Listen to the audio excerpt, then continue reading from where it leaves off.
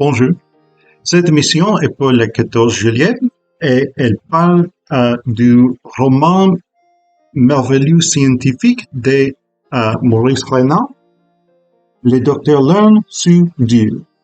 Or in English, hello, this video is for Bastille Day, as we say in English, July 14th, as they would say in France, and it is about Maurice Renard's scientific marvel fiction book, Doctor Lerne, Sub-God.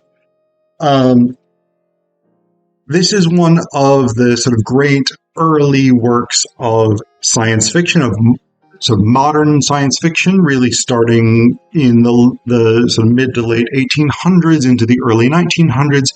You're the first great period of science fiction, what we would now call science fiction.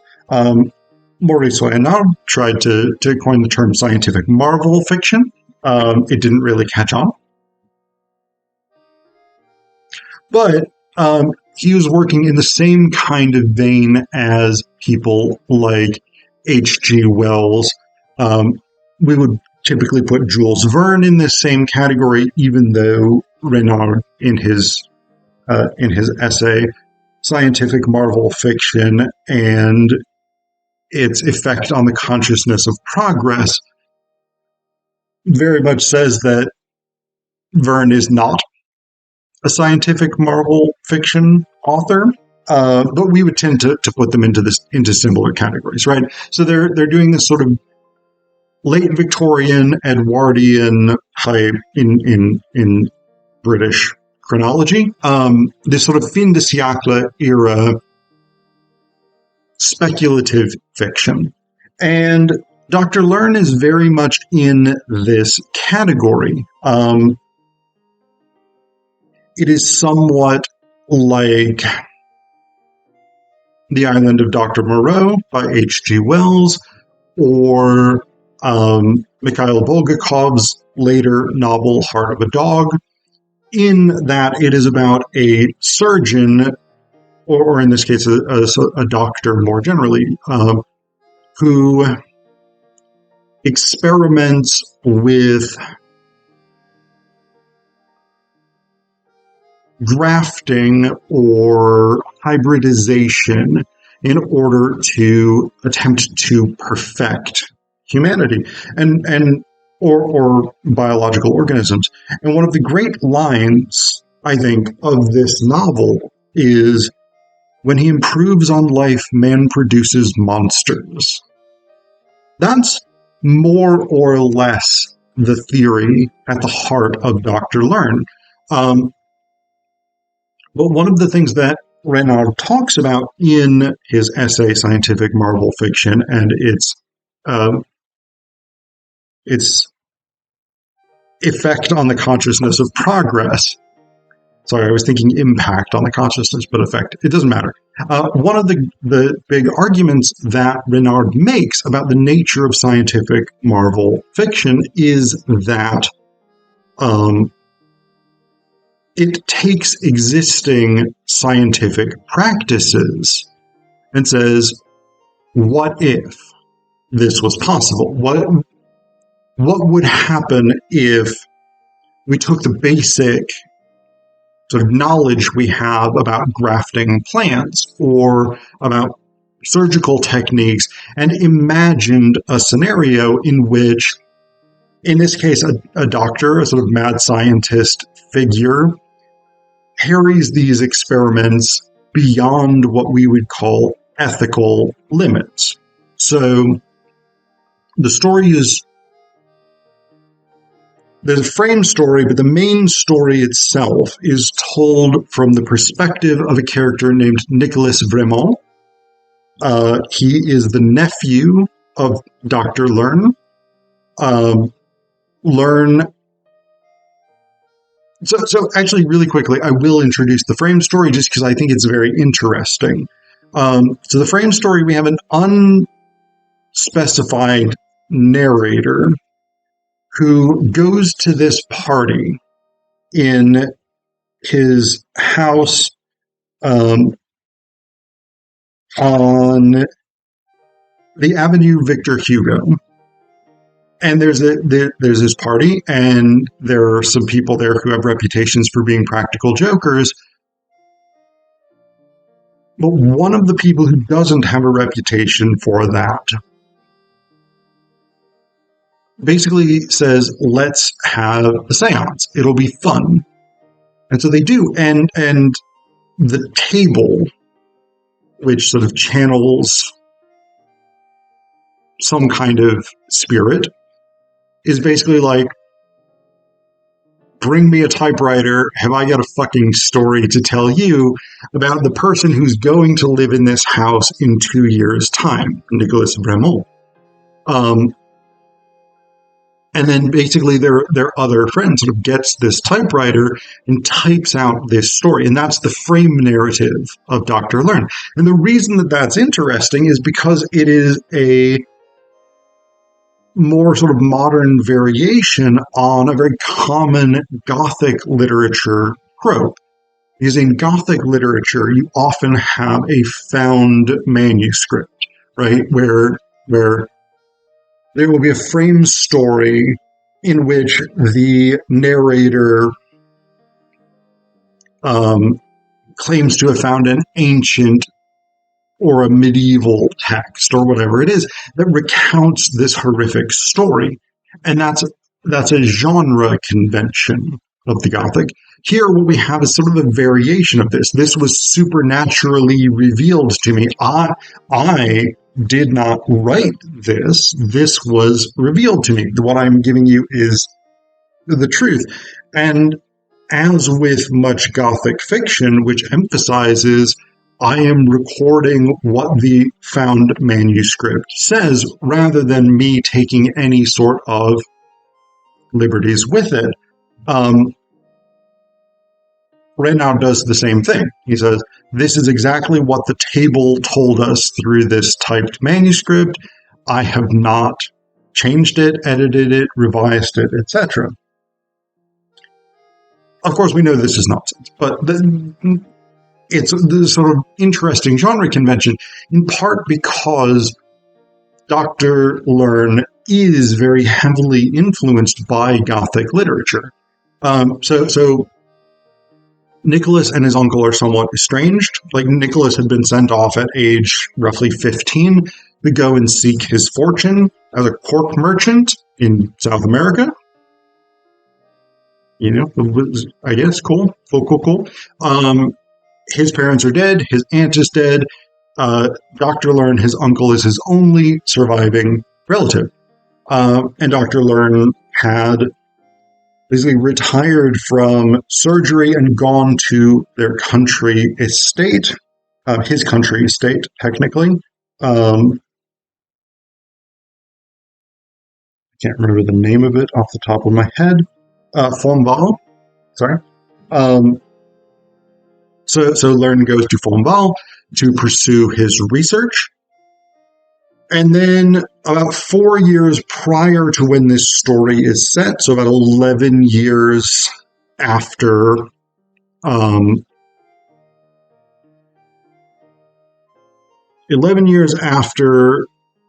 Vremont is sent to seek his fortune, and a couple of years after Lerne has sort of retired from public life, the tone, the handwriting, the style of Lerne's letters dramatically changes.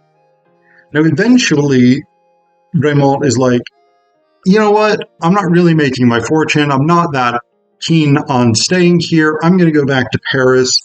I'm going to win the lottery and get 1 million francs, and then my fortune will be made, which is exactly what happens. But he sends a letter to his uncle, Lerne, and basically says, I'd like to come back to Fonval and see you. Lerne is like, Lerne seems not that keen on it, but he is eventually like, all right, come alone and send advanced notice. Vremont does this, but his letter actually ends up getting slightly delayed, so it arrives the same day that he does. And basically he gets sort of trapped in this labyrinth in the forest surrounding Fonval that had not been there when he was a kid. So you've got this sort of gothic element to it, right? Of this sort of very creepy forest scene, which is very traditionally gothic space. And then when he gets to Pombal, it's this sort of slightly decaying, like overrun space that once was quite tidy, once was quite organized, and has sort of really, really gone downhill, which again is very traditionally Gothic. What he finds there is his uncle, who does not seem to have really memories of him, which is somewhat confusing to Raymond and to the audience implicitly. These three German assistants who don't really say much of anything throughout the whole novel. And he's got this cook, housekeeper, sort of general servant who's extremely fat and timid. Those are her sort of two prominent characteristics for as much as she shows up. And then he's got this incredibly beautiful ward named Emma Gondachet, something like that. I can't remember her last name exactly off the top of my head, and I'm not going to try and look it up. But she's incredibly beautiful, and Vraiment is instantly in love with her, and I think I've been saying Vraiment, but his name is Vraiment. Anyway, so Vermont is instantly in love with her, and he's like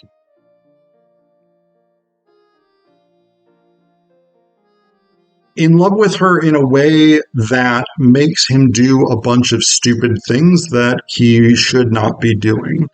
Like, Lerne is very explicit.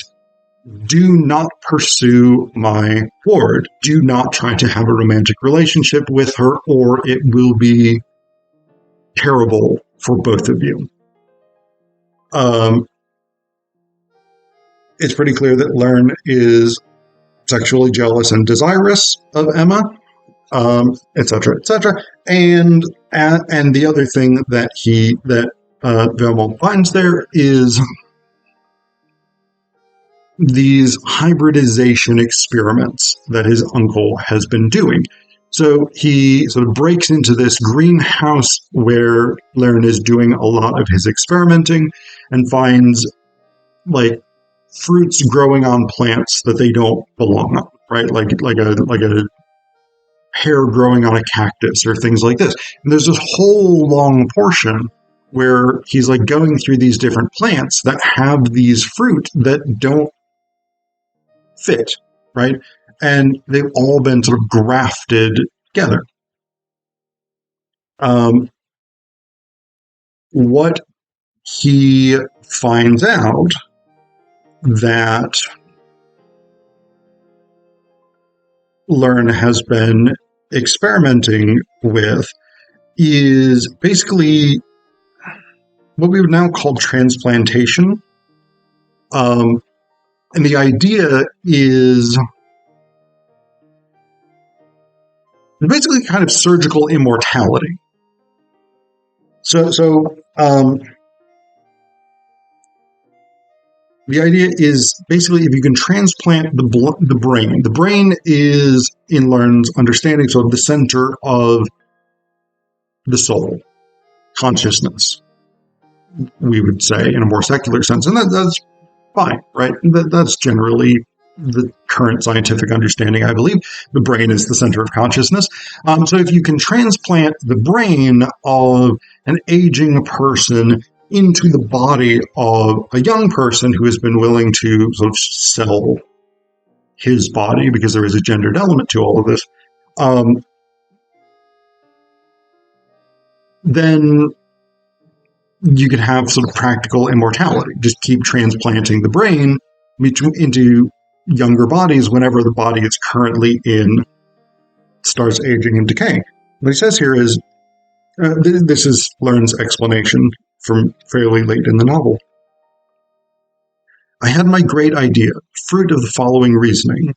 If that billionaire, discontented with his physique, was prepared to pay $5,000 for the satisfaction of a slight embellishment, He had met a billionaire who his ear was injured or damaged or cut off or whatever it was, and Lerne transplanted a fresh ear onto him. If that billionaire, discontented with his physique, was prepared to pay $5,000 for the satisfaction of a slight embellishment, what would he not have given to change it completely and acquire for himself, for his brain, a new body, an abode full of grace, vigor, and youth, instead of a sickly and repulsive old cast-off?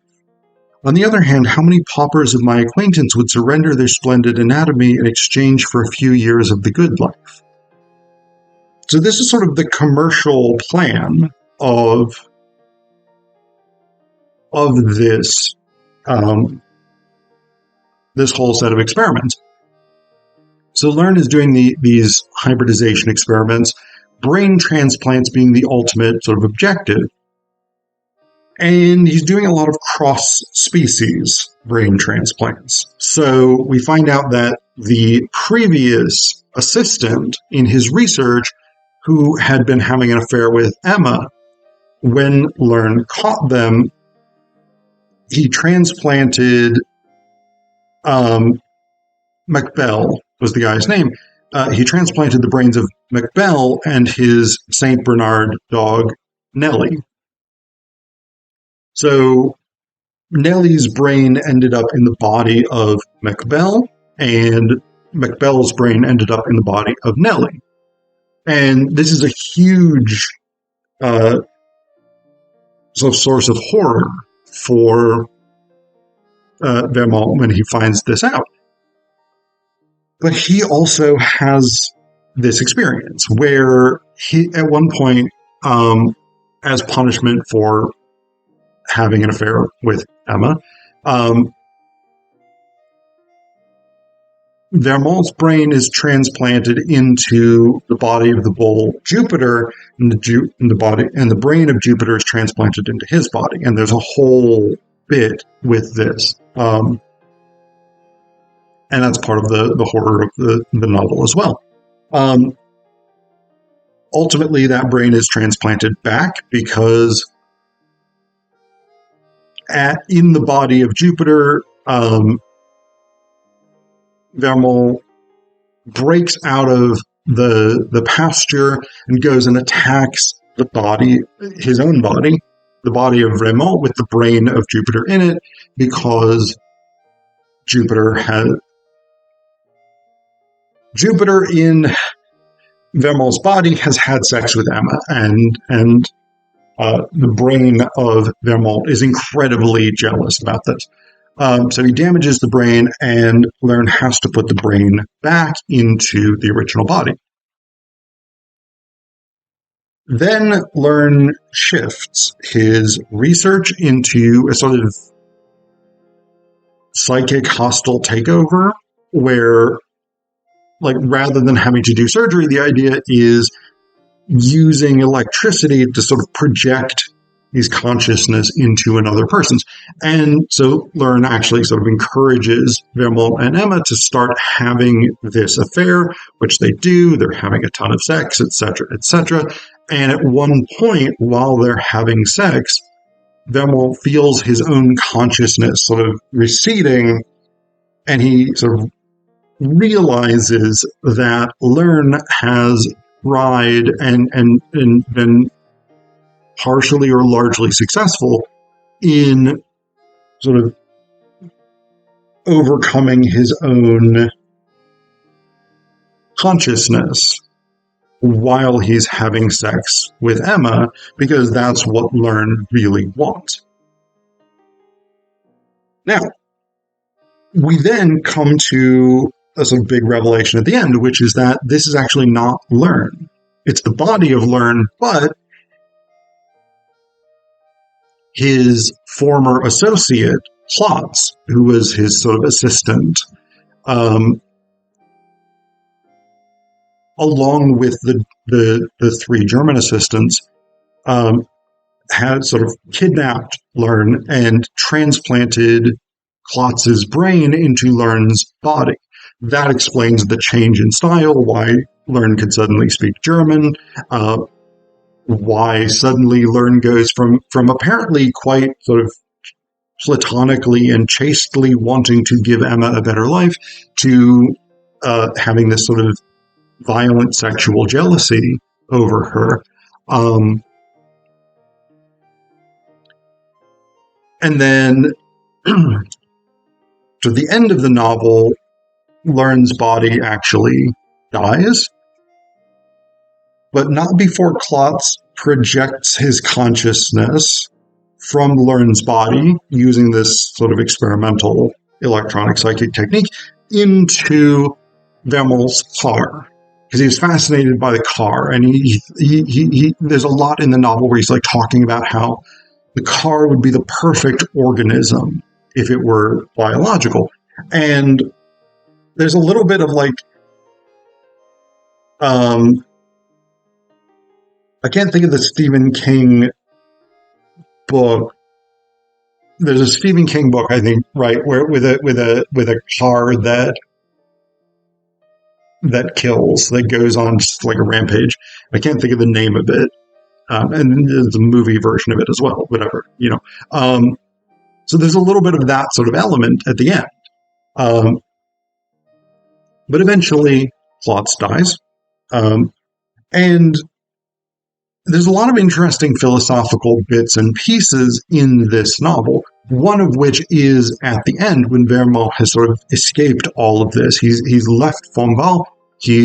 Klotz, the car version of Klotz is dead. It's sort of decayed in the garage where he had trapped it. And he has this sort of reflection on, I no longer feel like I can trust anyone. Like I don't know if people are who they appear to be. And there's this, I mean, it's not the most deeply philosophical thing, because it's sort of the sort of middle school philosophy of like, we all wear masks and we all sort of hide who we truly are, etc., etc. But it's in there, and it's in there in a very different sense than the sort of standard, people lie sometimes kind of way. It is in there in the sense of like, this character has just been through this profoundly bizarre experience in which people were literally transplanted out of their brains with their brains transplanted into someone else's body. But you've also got these other elements that I think are really quite striking for a novel that comes out in 1908. So there's this bit where Vermill witnesses surreptitiously the 3 German laboratory assistants do vivisection on a chimpanzee. And it's a horrific scene. Some of you, if you've watched enough of my videos, may know that I have a big problem with animal cruelty. I'm very, very much against it. #woke, as always. But it definitely bothers me. I don't like animal cruelty in media. What I like, I don't like that it's here, but what I like about the way that Renard handles it is that he raises these ethical challenges to animal cruelty, even in the face of arguments that this helps with scientific research or medical research, gaining knowledge, etc., etc. He's basically like, that is the kind of argument that you can make. And Vermill says this, and so I assume that this is Renard's view. He says that is the kind of argument that you can make when you're sitting comfortably in your parlor. When you're actually watching an animal being horrifically cut up while still alive, it's much harder to make that argument. There's also a sort of interestingly second wave feminist type argument, because we find out Emma's backstory, that she had been prostitute, and she got into a fight with another prostitute over her boyfriend, and she was stabbed. And Lerne nursed her back to health, and basically like convinced her to leave sex work and to go and become his milkmaid, something like that, in his country estate. And initially it was quite platonic, etc., etc. But she says here, on the night before Lerne sort of disappears for a period, when we later learn that Klotz and the other Germans have transplanted Klotz's brain into his body, Klotz shows up and is basically like, hey, we're going to have sex now. And she doesn't seem that keen on it, but she also, I guess, feels like she can't stop him. But she says here, I'm not a coward. Between you and me, I've been caressed by hands that had just committed murder, and I've even been subjected to possessions that were akin to murders. My first lovers made love as if they were stabbing you to death. They weighed down heavily and hammered hard. You're a victim to them. You don't know whether you're experiencing more fear than pleasure. It's not unpleasant, but that's nothing. That night with Klotz was awful. It left me with an impression of rape. I'll always remember the terror and the fatigue. And so the reason that I say that that's very sort of proto-second wave feminist is there's a principle that certain second wave feminists hold, which is that all heterosexual sex is a form of violence. And this is not entirely a feminist book. There are many, many anti-feminist things here. There are many broad generalizations, unflattering, often broad generalizations about women in the novel. Particularly regards Emma and sexuality. But in this portion, Renard is about 50 to 60 years ahead of that insight philosophically. And in the anti-vivisection, in the anti-animal cruelty phase, this is really something that would take off later in the 20th century. Like, Renard is anticipating these ethical trends. And so I think that's part of what makes this such an interesting novel. And part of what makes early science fiction so fascinating is the sort of ethical frameworks and the ways in which these works imagine the future and can construct a view of what a better future might look like.